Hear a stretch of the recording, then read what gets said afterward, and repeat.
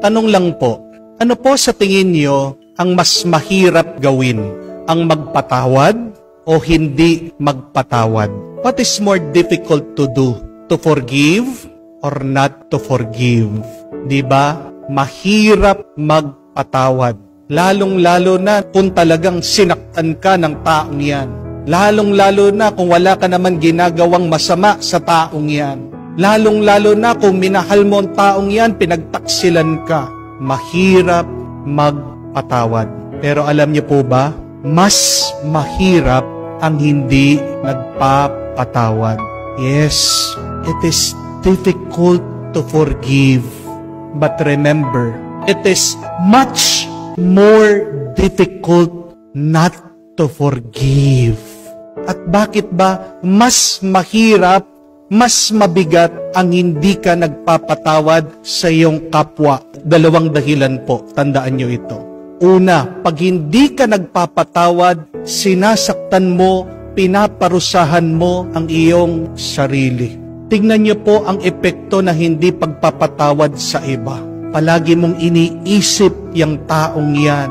Nanggigigil ka, tumataas ang presyon mo, nagkakasakit ka sa puso, sumasakit ang ulo mo, hindi ka makatulog, nagkakasakit ka, nanghihina ka. Sinong pinaparusahan mo pag nagagalit ka sa iba? Sinong pinaparusahan mo pag ayaw mo magpatawad sa iba? Yung taong kinagagalitan mo? Hindi. Pag hindi ka nagpapatawad, ikaw mismo, sinasaktan mo, pinapahirapan mo ang iyong sarili. My dear friends, when you bear resentment to others, you are like putting a rock on your shoes. At ano yung karanasan na meron kang maliit na bato sa iyong paa, sa iyong sapatos? Komportable ka ba? Diba? Hindi ka palagay? Nasasaktan ka, nasusugat ka? Meron kang pwedeng gawin para alisin mo yung batong yon. Pero tayo alam natin na meron tayong magagawa para maging payapa ang ating buhay, pero hindi natin ginagawa dahil napakatigas ng ating mga ulo. Dahil mas pinipili pa nating magkimkim ng galit at sakit ng loob sa iba.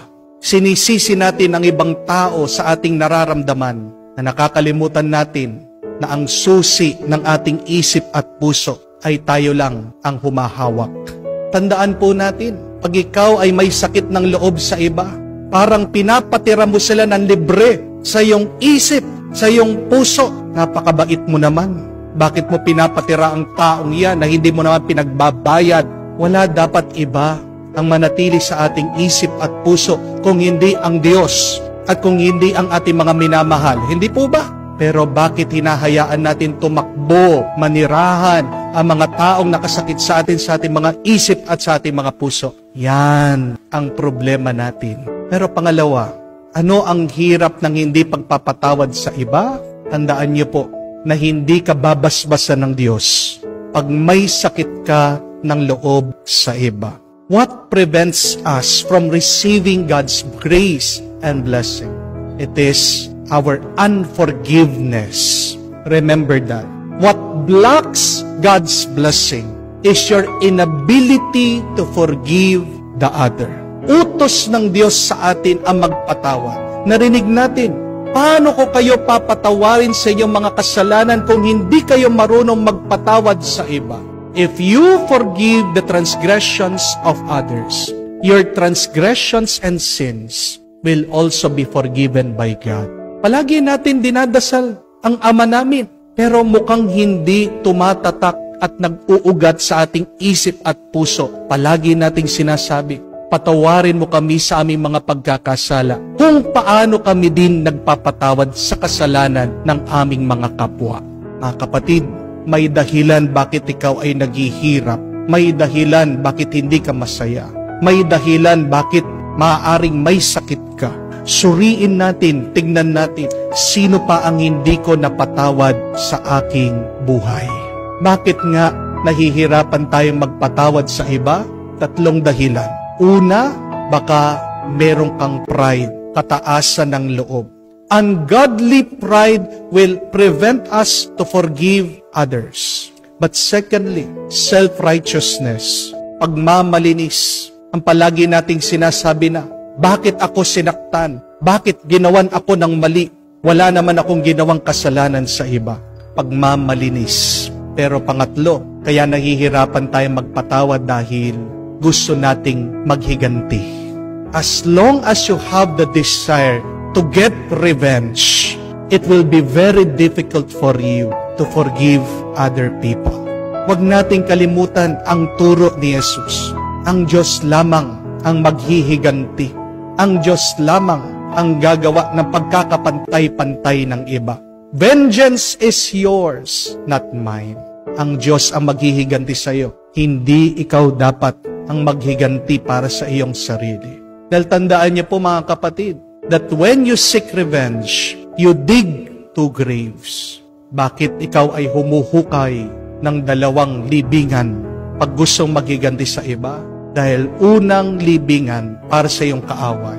Pero sa pamamaraan mo na gustong makapaghiganti, ikaw din mismo ay masasaktan at mapapahamak. Sa iyo ang pangalawang hukay.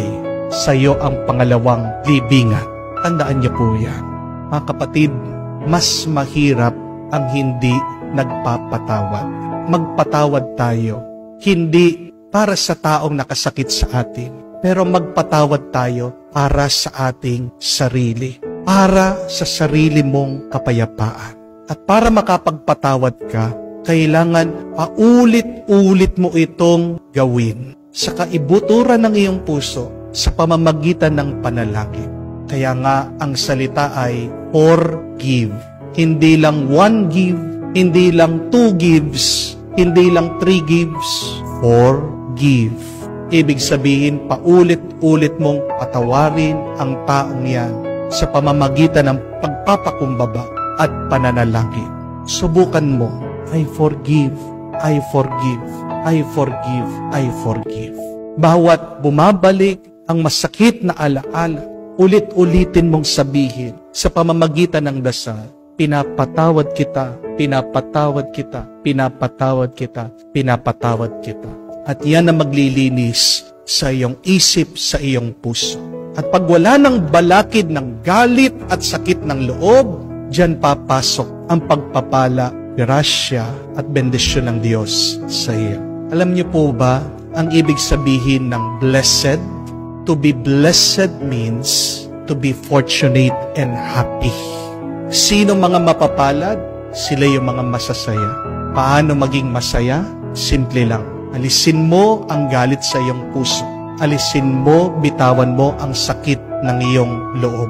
Paano mo malilinis ang iyong puso sa galit at sakit ng loob? Magpatawad ka.